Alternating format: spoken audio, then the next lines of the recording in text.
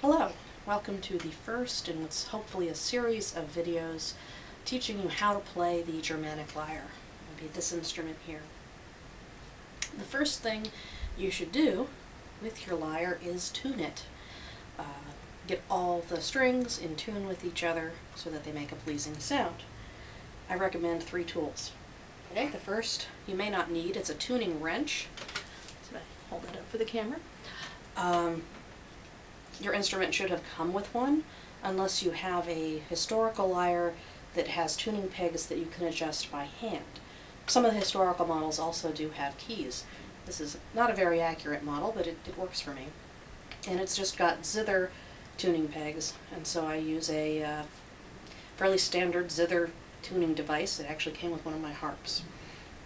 You just put your tuning key on your tuning peg, and you tighten it or loosen it to make the strings change tone.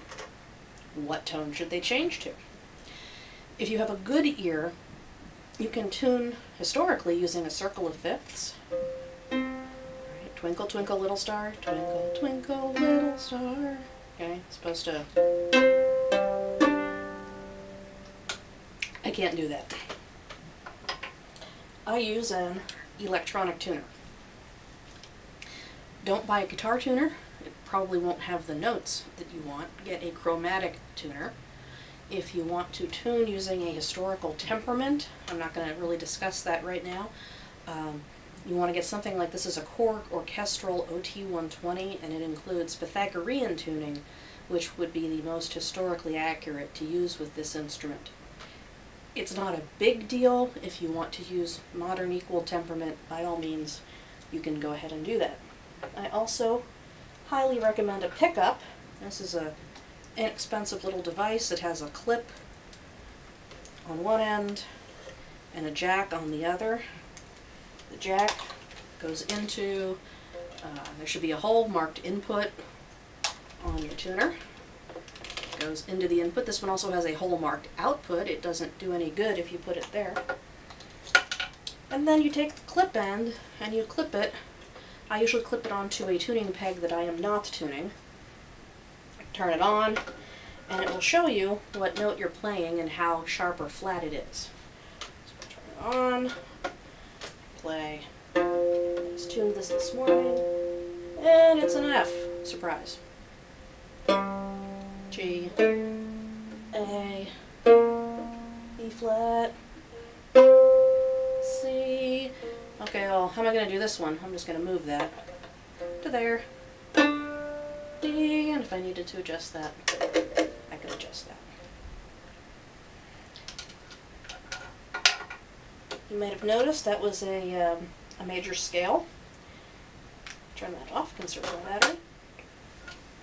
We actually have a reference from, I think it's the 9th century, a fellow named Hucbald describing a musical theory idea called the hexachord. It's a series of notes arranged tone-tone, semitone, tone-tone.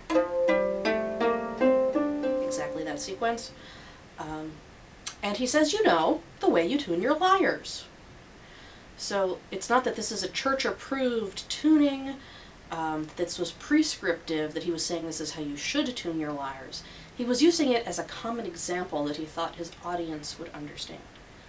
That being said, that is not the only way to tune your lyre.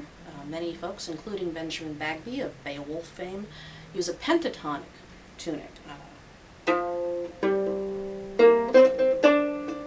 And then an octave. They take that string that I skipped here, and they tune to the octave above that. You can do that major, you can do that minor.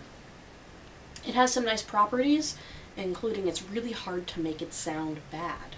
So if you're just improvising as you recite poetry, pentatonic tuning can be very useful that way. For historical reasons, I do prefer the diatonic tuning, do, re, mi, fa, sol, la. I don't think it matters much what frequency you choose for do. Hucbald uses a C in his example. As an alto, I've tuned to an F. This was an instrument typically used by a soloist. I think it makes perfect sense that it should be in a range that suits the individual voice. That's it. That's tuning your lyre. And we'll come back next time with how to hold your lyre. And finally, after all of that, we'll be ready to start playing. Thank you. Hope you enjoyed it.